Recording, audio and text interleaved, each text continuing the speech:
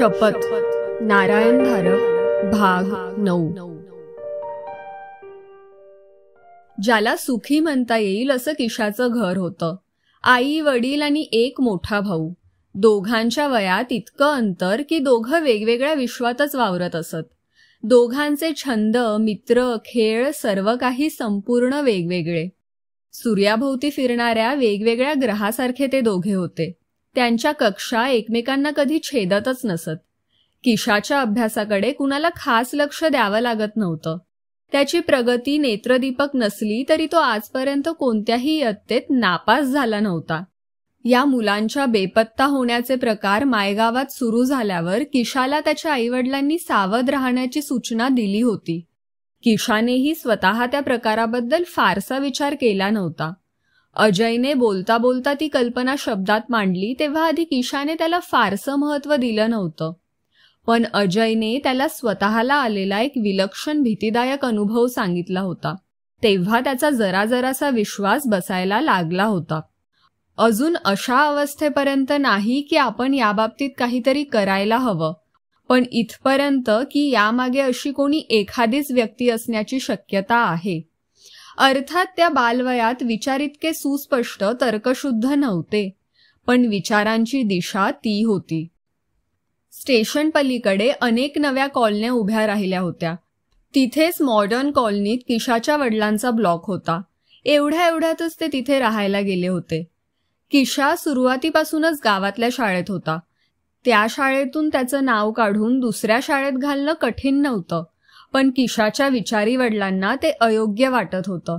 लहानपणापासूनचे त्याचे सर्व मित्र तिथेच होते। एखादं झाड मुळासकट उपसून दुसरीकडे लावलं तर पूर्ववत निकोप राहीलच याची खात्री देता येत नव्हती।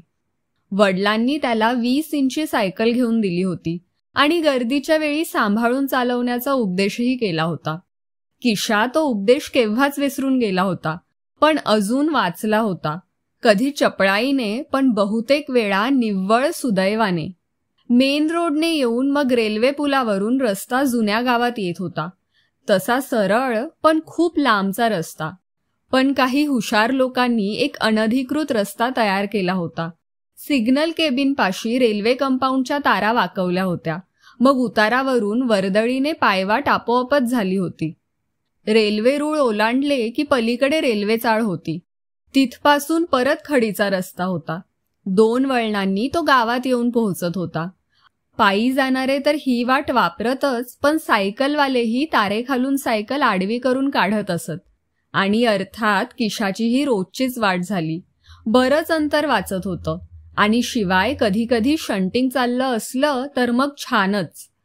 कर्कश आवाज करणारं, काळाधूर भकाभका ओकणारं इंजिन, दनादन आवाज करत एकमेकांवर आपटणारे बंद दारांचे रहस्यमय डब्बे। 11:15 नंतर त्या वाटेवर फारशी वर्दळ नसायची। आता किशा जेवण झाल्यावर अजयकडे खेळायला म्हणून दुपारचा येत होता। तेव्हा तर तो सर्व भाग अगदी निर्जन होता आणि रेल्वे लाईन ओलांडून तो सायकलवर बसला तोच त्याला रेल्वे चाळीतल्या पहिल्या घरातून त्या मुलाच्या ओरडण्याचा आवाज ऐकू आला। हात मागे पिरगळला जावा किंवा बोट दाराच्या फटीत सापडावं किंवा हात कशाने तरी भाजावा, मगच असले ओरडण्याचे आवाज येतात। किशा त्या घरासमोरच थांबला। आतून आवाज येतच होते। त्याने मागे पुढे पाहिलं। सबंध रस्ता नव्हे, सर्व परिसरच निर्जन होता। किशा काही मूर्ख नव्हता। काहीतरी भयंकर प्रकार चालला आहे याची त्याला कल्पना आली होती। आपल्यावरच काही संकट गुदरलं तर स्वतःचं संरक्षण करण्याची कुवत आपल्यात नाही हेही त्याला कळत होतं, पण निदान तो चपळ तरी होता। शिवाय मदतीला सायकल होती की। अगदी कोणी प्रत्यक्ष त्याला धरला नाही तर मग त्याला सुटकेचा मार्ग मोकळा होता। पण त्या विलक्षण आवाजाने मनात विचारांचं काहूर माजत होतं। अजय म्हणाला होता, या मुलांच्या नाहीशा होण्यामागे कोणीतरी एकच जण आहे। त्याच्याशी याचा काही संबंध होता का? त्याने जर पाहिलं, त्याने जर काही आरडाओरडा केला तर त्या कुणा मुलाचा बचाव होण्यासारखा होता का? आणि असे आवाज येत असताना पाहिल्याशिवाय पुढे जायचंच कसं? शेवटी त्याने रस्त्याच्या कडेला सायकल स्टँडला लावली आणि तो त्या घराच्या मोडक्या फाटकातून आत शिरला. या सर्व चाळीत कोणीही राहत नाही हे त्याला माहीत होतं. 2 लहान पायऱ्या होत्या. मग चौकोनी मोकळी जागा होती. दोन्ही अंगांना दारं होती आणि ती उघडी होती. पायऱ्यापाशी येताच त्याच्या चपलांचा सरसर आवाज झाला. आतले आवाज एकाएकी थांबले. किशाच्या काळजात धडधड होत होती. खरं पुढे जायला नको, तो मनाशी म्हणत होता, पण पुढे पुढेच चालला होता. तो 2 पायऱ्या चढून वर आला. दोन्ही दारातून त्याने डोकावून आत पाहिलं. जराशा अंधारलेल्या, घाण कचरा याने भरलेल्या पण रिकाम्या खोल्या. पाहण्यासारखं काही नाही. तो परत फिरणार होता. तेवढ्यात आतून हुंदक्याचा एक आवाज आला. म्हणजे या खोल्यांच्याही मागे आणखी खोली असली पाहिजे. आणि तिथे पण पुन्हा एकदा सगळीकडे शांत होतं. एवढासाही आवाज येत नव्हता. आत किती जण असतील? तो मुलगा आणि आणखी किती? एवढासाही आवाज नाही, हालचाल नाही, निशब्द शांतता. किशाने नकळत श्वास रोखून धरला होता.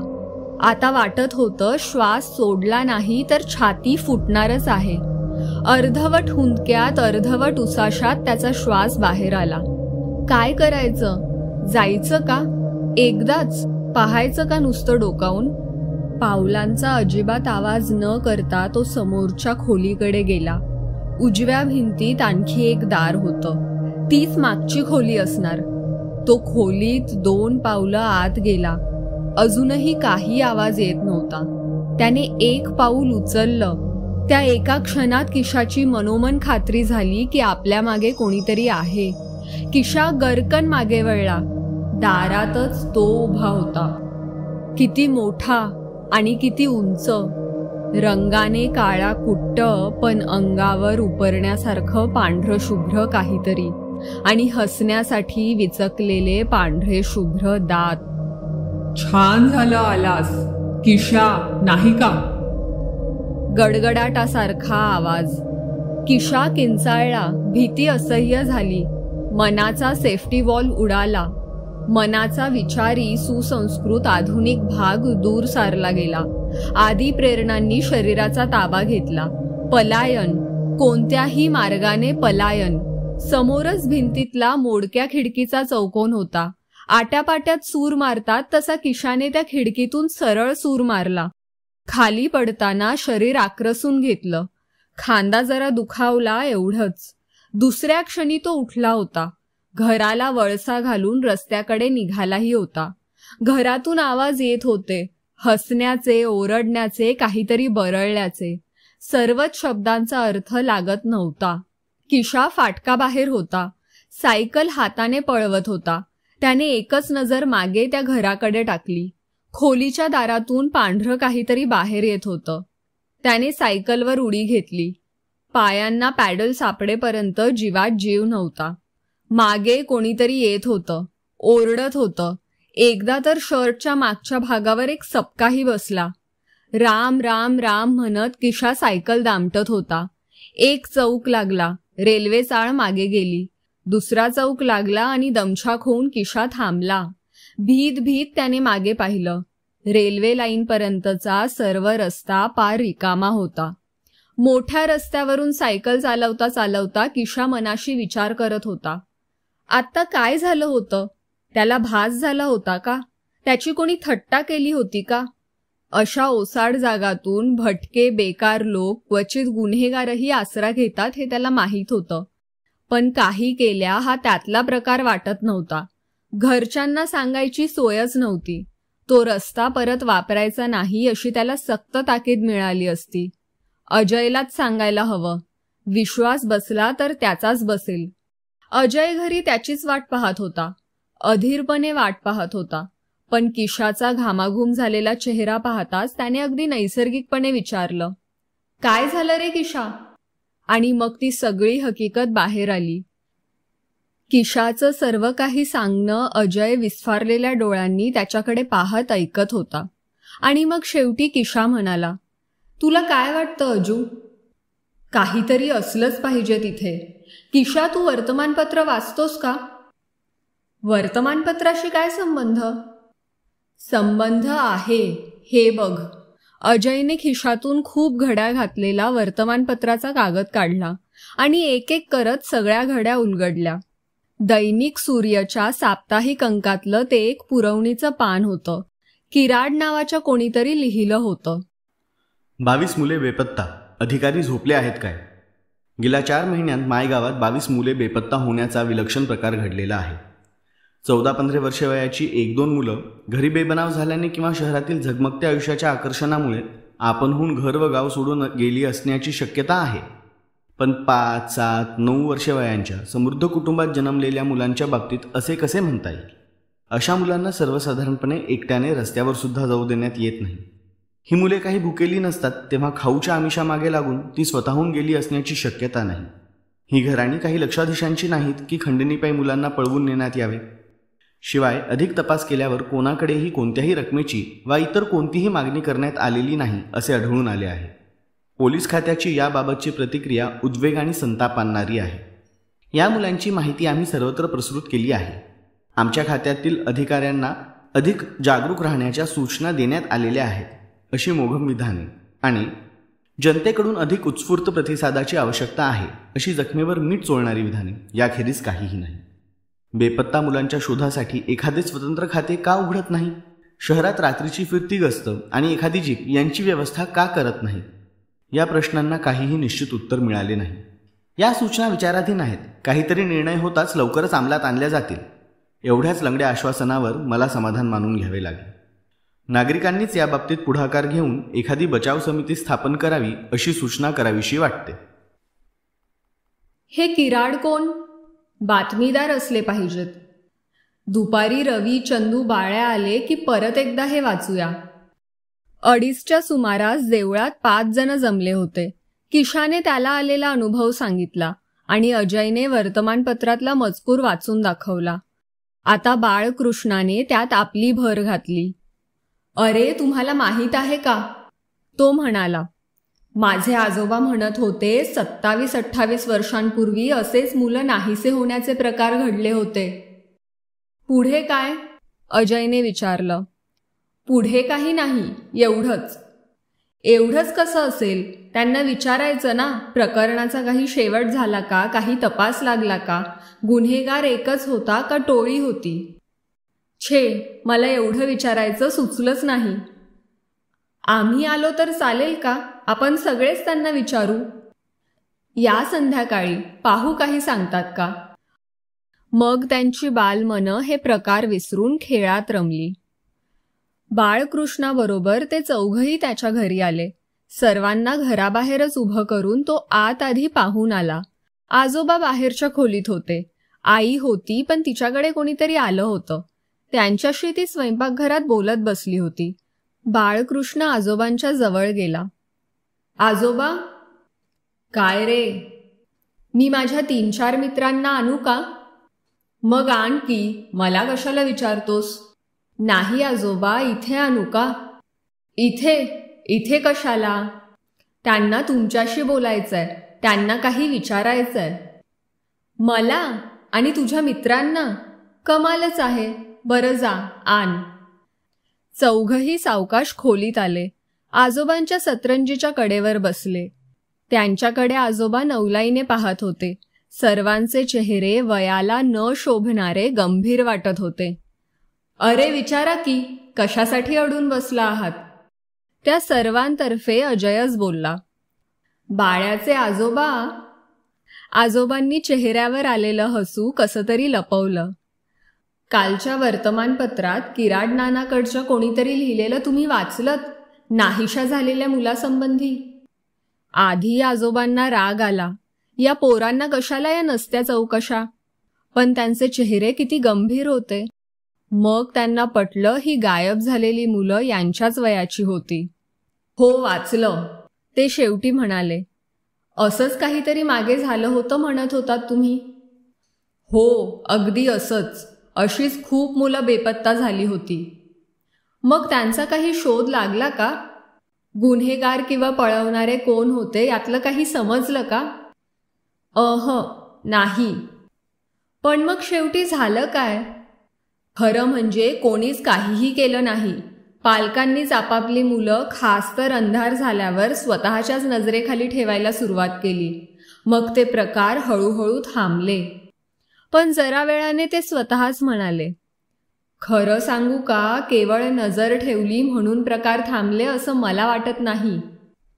आजोबांच्या आवाजातला फरक मुलांना जाणवला होता. बाळाला मी एक सांगितलं नव्हतं ते आत्ता सांगतो. त्याच्याही आधी 1910-11 सालात, हो, टिळक सुटून आल्यानंतरचं होतं, असलाच प्रकार मायगावात झाला होता. म्हणजे आणखी 27-28 वर्षांपूर्वी? हो, त्यावेळी मी 8-9 वर्षांचा असेन. आम्ही याच जागेत राहत होतो, पण खूप मोठं कुटुंब होतं. काका काकू होते, चुलत भावंड होती, एक थोरली आत्या होती आणि आम्ही 5 जण. आणि मायगाव केवढं असेल? 15-20 हजारांपेक्षा जास्त मोठं नक्कीच नव्हतं. आत्ताच्या मानाने खूपच सुखाचे, स्वस्ताईचे दिवस होते ते. पण असला प्रकार सुरू झाला आणि गावात भीतीची लाट आल्यासारखी झाली. आता माणसं कशालाही भीत नाहीत, निर्ढावल्यासारखी वागतात. तेव्हा तसं नव्हतं. आळीत सर्वांची एकमेकांकडे उठबस असायची. लग्न कार्य 8-8 दिवस चालायची. तेव्हा एक घरात असा काही प्रकार झाला की त्याची आज सर्वांना जाणवायची. आमच्याबरोबरचा एक गोविंदा नावाचा मुलगा असा नाहीसा झाला. पण तेवढ्यानेच संपलं नाही. त्यावेळी हा पुतळ्याचा चौक म्हणजे साधा गाडीखाना होता. गावाची तीच हद्द होती. त्या पलीकडे आमराया, वावरं, लहानशा वस्त्या. गोविंदाचा थोरला भाऊ एका सकाळी ओरडत घरी आला. त्या वेशीजवळच्या आमराईतून त्याला गोविंदाची हाक आली होती. दादा, दादा, येणार आहे माझ्याशी खेळायला. घरी ओरडत आला. तापाने फणफणला. एकदा का तोंड फुटलं की मग इतरही अशा काही काही गोष्टी कानावर यायला लागल्या. आम्ही पोरं, आम्हाला दटवायचे, पण आम्हाला कसं गप्प बसवणार? कारण हाका, आवाज जे काही यायचं ते आमच्यासारख्या पोरांनाच. आजोबा, तुम्हाला कधी काही ऐकायला आलं? आजोबा काही वेळ गप्प बसले. मग त्यांनी विषय बदलला. त्या जुन्या आठवणी झाल्या. आत्ता त्या वेळचं कोणी हयातही नाही. एखाद दुसरा म्हातारा असेल तर त्याला काही आठवायचंही नाही. तसं गाव आहे तिथेच आहे, पण सारी माणसं बदललीत ना. वास्तविक हे तुम्हाला सांगायला नको, पण असा काही कुठे आवाज आला, हाक आली, बोलावणं आलं तर जाऊ नका. मला बरं वाटलं बाळाचे इतके मित्र असतात हे पाहून. सगळे मिळून एकत्र खेळत जा. बाळा, आईकडून काहीतरी घेऊन ये रे तुझ्या मित्रांना द्यायला. सर्वजण आजोबांची हकीकत ऐकण्यात इतकी दंग झाली होती की दाराच्या चौकटीच्या आतच उभी राहून सर्व संभाषण चोरून ऐकणारी ती 10-11 वर्षांची मुलगी कोणाला दिसलीच नाही. बाळकृष्ण इतका सपाट्याने उठून आत आला की तिला काही करायला सवडच मिळाली नाही. माझघरात दोघं एकमेकांकडे पाहत काही क्षण उभे राहिले आणि मग त्या मुलीने ओठांवर बोट ठेवून गप्प राहण्याची खूण केली आणि ती आत स्वयंपाकघरात गेली. बाळकृष्ण आत गेला तेव्हा ती मुलगी आणि तिची आई जायला निघाल्या होत्या. त्या गेल्यावर बाळकृष्णाने आईला विचारलं, या कोण ग? आहेत माझ्या माहितीच्या, संध्याकाळी देवळात येतात. आणि ती मुलगी? ती त्यांची मुलगी सोनी. खिशातला एक एक दाणा खात ते सगळे पारावर बसले होते. आजोबांकडून आश्चर्यकारक माहिती मिळाली होती, पण तिचं काय करायचं? अजून त्या मुलांचा मोठ्यांच्यावर विश्वास होता. मोठ्यांच्या कानावर घातलं की आपलं काम झालं अशी त्यांची समजूत होती. ती खोटी तरी कशी वाटणार? आजवरचा अनुभवच तसा होता. अजय म्हणाला, हे कोण किराड आहेत ना, त्यांना ही हकीकत सांगायला हवी. फार थोड्यांना हे माहीत असेल. पण ते किराड काय करणार? बातमीदार असतील तर चौकशी करतील, काहीतरी करतीलच. आणि सांगायचं कसं? त्यात काय, त्या सूर्य वर्तमानपत्राचं ऑफिस नाही का शाळेशेजारीच? आपण तिथेच जाऊन या किराडांना भेटू. सगळे अजयकडे आवासून पाहतच राहिले. असं काय पाहत आहात? ते जास्तीत जास्त काय म्हणतील? तुम्ही थापा मारत आहात एवढंच ना? मग काय झालं? त्यांना सांगू की या बाळ्याच्या आजोबांना भेटा, ते सर्व काही तारीखवार सांगतील. मग झालं की नाही? अजय आणि किशा सकाळी 9च्या सुमारास सूर्यच्या कार्यालयात गेले. खाली मोठा चौक होता. समोर रुंद खिडक्यांची इमारत होती आणि आतून छपाईच्या यंत्रांचा धाडधाड आवाज येत होता. अंगणात एक छोटी केबिन होती. केबिनच्या दारात वॉचमन उभा होता. अजय त्याच्याजवळ जाऊन म्हणाला, आम्हाला किराडांना भेटायचं आहे. इथे काम करतात का? हो, अजयने दडपून सांगितलं. वर जा. समोरच्या जिन्याकडे बोट करत वॉचमन म्हणाला. जिना चढून ते वर आले. एका अंगाला खूप मोठा हॉल होता. आत खूप टेबलं होती. काही रिकामी होती. काहींच्या मागे लोक बसून काही काम करत होते. उजव्या हाताला एक खूप मोठं लांबच्या लांब काउंटर होतं. दाराजवळच्या पहिल्याच खुर्चीवर एक मध्यमवयीन माणूस बसला होता. अजय किशा काउंटरपाशी पोहोचताच तो म्हणाला, काय हवं? किराड इथे असतात का? त्यांना भेटायचं आहे. पाहतो. त्यांनी समोरची घंटा वाजवली. खाकी वेशातला एक कामगार जवळ येताच ते म्हणाले, अरे, आत किराड आलाय का पहा रे. असला तर त्याला बोलव. आणि मग अजय किशाकडे तो पाहत म्हणाला, बसा समोरच्या बाकावर. ते दोघं बाकावर बसले. हातांच्या छातीशी जुड्या केल्या होत्या. खाली पायांची हालचाल चालली होती. वर्तमानपत्र निर्मितीचं रहस्यमय काम ते दोघं कुतूहलाने पाहत होते. आतल्या पार्टिशनमधून एक गोरटेला शिडशिडीत इसम काउंटरमागे आला होता. तिथल्या गृहस्थाने अजय किशाकडे बोट दाखवलं. तो नवीन इसम किराडच असला तर जरा वेळ त्या दोघांकडे पाहत उभा राहिला आणि मग खांदे उडवून त्याने काउंटरची एक फळी उचलून बाहेरच्या जागेत प्रवेश केला. तो आपल्याकडे येत आहे असं पाहून अजय आणि किशा उठून उभे राहिले. त्या माणसाच्या चेहऱ्यावर स्वागताचं हास्य तर नव्हतंच, उलट जरा त्रासिकच भाव होता. त्याने 1-2दा खांद्यावरून वळून आतल्या हॉलमधल्या कर्मचारी लोकांकडे पाहिलं.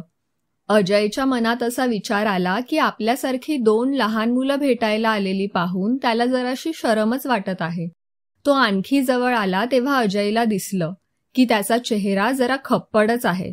चेहऱ्यावर दाढीची निळसर खून आहे. डोळ्यात किंचित लाली आहे. खरं सांगायचं तर या किराडांबद्दल त्याचं मत विशेष चांगलं झालं नाही. मग तो त्यांच्यापाशी पोहोचला होता. मी किराड, तुम्ही मला भेटायला आला होतात. काय काम होतं? आत्तापर्यंत खूप वेळा मिटलेली उघडलेली ती कागदाची घडी अजयने बाहेर काढली. कागद उलगडला. किराडांच्या हातात दिला. त्यांनी त्यावरून ओझरती नजर फिरवली. बरं, मग हे मीच लिहिलं होतं. त्या संबंधातच तुम्हाला काही सांगायचं होतं. किराडांना मागच्या कर्मचाऱ्यांच्या नजरा सतत टोचत असाव्यात. चला खाली जाऊ, खाली जागा आहे, ते घाईने म्हणाले. त्यांच्या मागोमाग अजय किशा जिना उतरून खाली आले. खालच्या अंगाला गोदामासारखी वाटणारी संपूर्ण रिकामी अशी खूप मोठी जागा होती.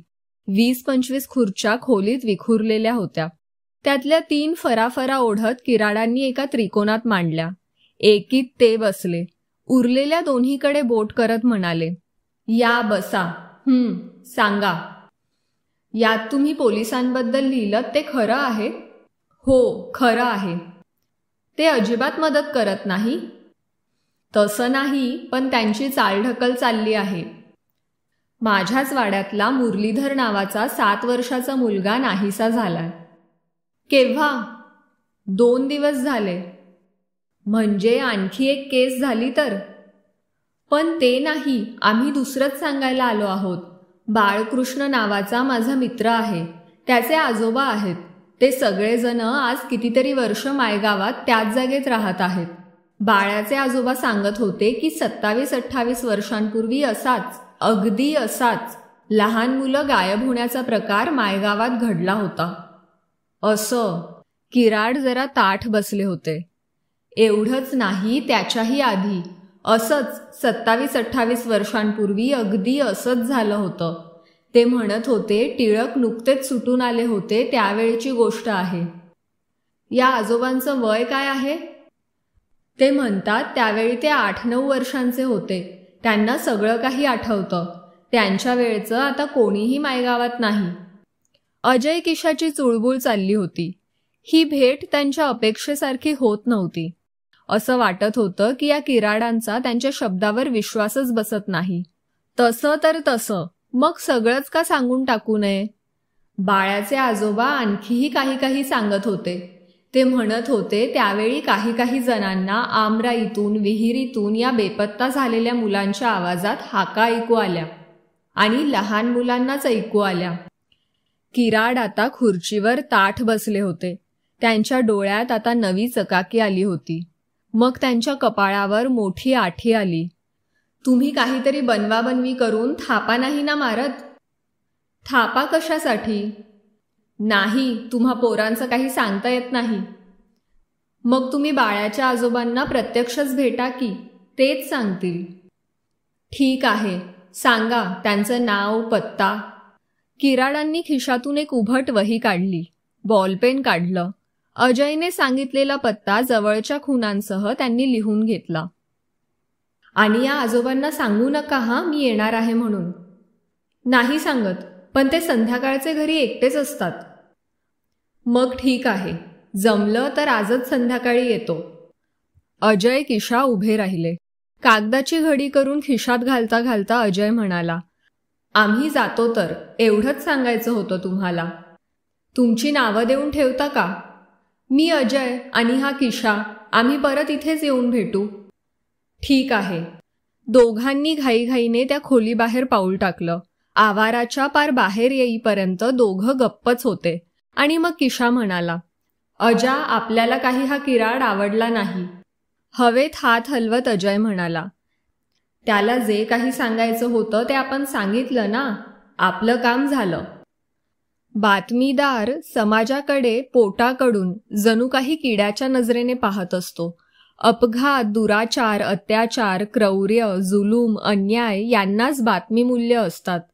स्वभावातल्या हिणकसाचंच लोकांना आकर्षण का असावं? खुनाच्या, जाळपोळीच्या, मारामारीच्या जागांना भेट द्यायला लोकांनी गर्दी का करावी? लोकांना आवडतं ते पुरवण्याचा त्याचा व्यवसाय होता.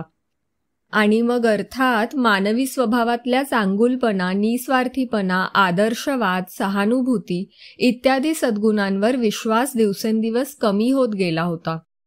या मुलांनी सांगितलेली विलक्षण हकीकत. हे खरं होतं की ऐकता ऐकता एक क्षण असा आला होता की त्याच्या सर्वांगावरून एक सरसरती शहार गेली होती. 27-28 वर्षांनी, समजा पाव शतकानंतर, पुनरावृत्ती होत असल्याचा दावा किती विलक्षण, इतकं अकल्पनीय की असं काही बनवून सांगणं या मुलांच्या अकलेपलीकडचंच असणार. पण ते आजोबा केवळ या पोरांच्या करमणुकीसाठी म्हणून त्यांनी ही कल्पित कथा सांगितली होती का? अर्थात नावं दिली, सण दिले, तारखा सांगितल्या की विलक्षण सत्याभास निर्माण होतो. मुलं फसणारच. पण समजा, घटकाभर समजा, त्यात काही तथ्यांश असला तर? ही कशाची आवर्तनं होती? हा काय प्रकार होता? विचार सर्व दिशांना भन्नाट वेगाने भिरभिरत होते. समजा त्याने स्वतःच एकट्यानेच काही तपास केला तर? त्याने मनाला आवरलं, त्या आजोबांची गाठ पडणारच होती. मग खऱ्या खोट्याची शहानिशा आपोआपच होणार होती. किराड म्हणजे तसा काही रिपोर्टर नव्हे आणि मायगावसारख्या लहान शहरात अशा लक्षवेधी उत्पाती घटना थोड्याच घडणार. पण तरीही वार्ताहर म्हटलं की त्याचं स्वप्न असतंच. अशी एखादी सनसनाटी, समाज पार वरपासून खालपर्यंत ढवळून काढणारी, लोकांच्या डोळ्यांवरची झोप पार उडवणारी, अफलातून बातमी देण्याची सुवर्ण संधी आयुष्यात एकदा तरी मिळावीच. 6:30 पर्यंत कडक ऊन होतं. हवेतला उष्माही कमी झालेला नव्हता. किराड त्याच्या लाल ऑटो सायकलवरून बाहेर पडला तेव्हा जरासा गार वारा वाहायला लागला होता. मायगावची त्याला खडानखडा माहिती होती. त्या दोघांनी सांगितलेल्या रस्त्यावरून तो चालला होता आणि मध्येच गाडीच्या इंजिनाने दम सोडला. 5-7 वेळा किकस्टार्ट करून पाहिला, उपयोग झाला नाही. मग रस्त्याच्या कडेला गाडी घेऊन त्याने प्लग काढून साफ करून घातला, तरीही काही उपयोग झाला नाही. ऑटोसायकल गॅरेज जवळ नव्हतं. अर्थात चेन होती, पण पॅडल मारत जाणं तो शक्यतोवर टाळत असे. त्याने सायकल तशीच ठेवली. कोपऱ्यावरच्या हॉटेलमध्ये चहा घेतला. मग दारापासच्याच दुकानातून सिगरेट विकत घेतली, शिलगावली. तो पहिला झुरका किती सुखाचा वाटला. धावपळीने शरीरावर आलेला घाम संध्याकाळच्या वाऱ्यात वाळत होता. गारवा जाणवत होता. एव्हाना दिवे लागण झाली होती. तो गाडीपाशी आला. शेवटचा एक प्रयत्न म्हणून त्याने किक मारली. इंजिन फटक्यात सुरू झालं. मग याला मघाशी काय झालं होतं? कमरेवर हात ठेवून गाडीकडे पाहत किराड मनाशीच नवल करत होता. ठीक आहे, उशिरा तर उशिरा. तो गाडीवर बसला, वाटेने निघाला. मघाच्या त्या गडबडीत तो त्या मुलांनी दिलेला पत्ता विसरलाच होता. आता तो ज्या रस्त्याला आला होता तो रस्ता ओळखीचा वाटत नव्हता. डाव्या हाताला रिकाम्या पडझड झालेल्या घरांची रांग होती. मध्येच एकदा ट्रेनची विव्हळणारी शिटी कानावर आली. म्हणजे तो स्टेशनच्या आसपास कुठेतरी आला होता. त्याने गाडी वळवली, माघारी घेतली. चौक येताच मोठ्या रस्त्यावरून काढली. एका दुकानाच्या दिव्यांच्या प्रकाशात थांबून खिशातला कागद काढला. त्यावरचा पत्ता वाचला आणि मग गाडी सुरू केली. त्याच्या हिशोबाप्रमाणे तो त्या रस्त्याला आला होता. पण असं कसं? हा तर वस्तीचा भाग वाटतच नव्हता. ओसाड रिकामी घरं. अगदी शेवटच्या घरात मात्र खूप प्रकाश दिसत होता. तिथेच चौकशी करायला हवी. त्याने गाडी फाटकासमोर थांबवली. अंधारात त्याला दिसलं नाही की फाटक मोडकं होतं. वेडं वाकडं कलंडलं होतं. आत माणसं दिसत नव्हती, पण खूप गलका कानावर येत होता. गाडी स्टँडवर लावून तो फाटकातून आत आला. 2 पायऱ्या चढून लहानशा ओसरीत आला. अजूनही आतून आवाज येतच होते. बरीच मुलं जमलेली असावीत. सगळा आवाज मुलांचाच होता. त्याने समोरच्या खोलीत डोकावून पाहिलं. ती खोली रिकामीच होती. म्हणजे आतल्या खोलीत ते सारे असले पाहिजेत. त्या क्षणी मनात एक विलक्षण इच्छा झाली. आत पाय टाकू नये. याच पावली आत्ताच्या आत्ता माघारी फिरावं. इथून लांब लांब जावं. आणि अर्थात तो पुढे गेला. आतल्या खोलीत त्याने डोकावून पाहिलं. पण आत कोण आहे हे नीट आकलन होण्यापूर्वीच त्याच्या मागच्या बाजूने कोणाचा तरी खूप मोठ्याने घसा साफ केल्याचा आवाज आला. अगदी दचकून जावं इतका मोठा आवाज. किराड गरकन मागे वळला. खोलीच्या दाराच्या आतच तो उभा होता. पण किती उंच. खाली पायघोळ पांढरं धोतर, खांद्यावरून तसंच पांढरं वस्त्र लपेटलेलं, पण वर्ण काळा कुट्ट. आणि आता तो किराडकडे पाहून हसत होता. किती घाणेरडं हास्य. छातीत काळीज धडधड करायला लागलं होतं. मी एक पत्ता शोधत होतो, किराड चाचरत म्हणाला. काही शोधायची गरज नाही. तुला तो पत्ता सापडला आहे. किती खर्जातला आवाज. पुन्हा ते दात विचकून हसणं. नाही, तुम्हाला समजलेलं दिसत नाही. मला सर्व काही समजलेलं आहे. तो उंच गृहस्थ खोलीत आला होता. पुढे पुढे येत होता. त्याचा पवित्रा खरोखरच धमकीचा होता का? मग किराड असा पावला पावलांनी मागे का सरत होता? अरे, तू त्या हरवलेल्या मुलांची बातमी दिली होतीस ना, आणि तुला त्यांच्या संबंधात आणखी माहिती हवी होती ना? नाही म्हणजे मी. तोंडून शब्दच फुटत नव्हता. अरे, तुझी त्या मुलांशीच गाठ घालून देतो की. या रे. आणि आतल्या खोलीतून ती मुलं आली. मोठमोठ्याने हसत होती. त्याच वेळी मोठमोठ्याने रडतही होती. खोलीत दुर्गंधी पसरली होती. आणि ती मुलं सर्व बाजूंनी त्याच्या भोवती जमली तेव्हा किराडला दिसलं की ती साधी मुलं नाहीत. काहींची शरीरं थपथपीत ओली होती. सुजून काळी निळी पडली होती. पाण्याने निथळत होती. काहींच्या शरीरावर ओली माती, गवत, काटक्या होते. ज्यांच्या खांद्यांवर मस्तकं होती त्या सर्वांचे डोळे सताड उघडे, काचेसारखे, कवड्यांसारखे थंड आणि निर्विकार होते. पण काहींची शरीरं पूर्ण नव्हती. किराड किंचाळला. प्राणभयाने किंचाळला. मेंदूत कुठेतरी कटआउट असलाच पाहिजे. भीतीचा उत्सर्ग असह्य झाला. सहनशक्तीची मर्यादा संपली की वलयाची एखादी तार जळून जावी तसा एखादा विचारमार्ग वितळून जात असला पाहिजे. मनाचा बाह्यसृष्टीशी संबंध तुटतो, संदर्भ गळून जातात. बेशुद्धीच्या खोल खोल गर्तेत मन गरगरत, हेलकांडत, उलट्या सुलट्या गिरक्या खात कोसळत गेलं. शुद्ध हरपण्याच्या अगदी शेवटच्या सहस्त्रांश क्षणात अशी जाणीव झाली की हा पांढरा माणूस, ही मृत मुलं, हे सर्व खोटं आहे. इथे वेगळंच काहीतरी आहे, वेगळंच काहीतरी. पण मग त्यानंतर कशालाच काही अर्थ उरला नाही. किराडची ऑटोसायकल रेल्वे चाळीच्या शेवटच्या घरासमोर तशाच बेवारशी अवस्थेत 2 दिवस उभी होती. त्या वाटेवरून रोज जाणाऱ्या एकाने, ज्याला ती घरं रिकामी ओसाड आहेत हे माहीत होतं, त्याने पोलिसात खबर दिली. आतल्या खोलीत किराडचा मृतदेह सापडला. तोपर्यंत मृत्यूनंतरच्या प्रक्रियांना सुरुवातही झाली होती. किराडच्या शरीरावर जखमेची वा इतर कोणतीही खूण नव्हती.